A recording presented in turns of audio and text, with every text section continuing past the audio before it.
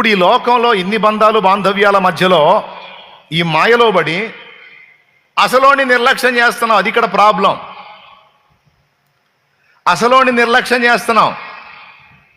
ఈ బంధాలు అనుబంధాల మాయలో పడి అవే కీలకం, అవే శాశ్వతం, అవే ప్రాముఖ్యం, వాటితోనే జీవితం అన్నట్టు అలాగ అయిపోయాం. నువ్వు అలా ఉంటే దేవుడు నిన్ను కలుసుకోలేడు.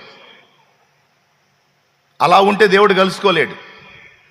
వాస్తవాలను గుర్తెరిగి నువ్వు ఒంటరివి కావాలట.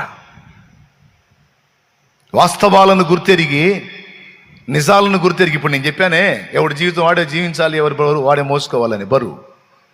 ఆ వాస్తవాలు ఎరిగి ఎప్పటికైనా ఈ లోకంలో మనం ఏర్పరచుకున్న లింకులన్నీ ఫటాఫట్ తెగిపోతాయని ఎరిగిన వారమై మనం ఒంటర్లము అన్న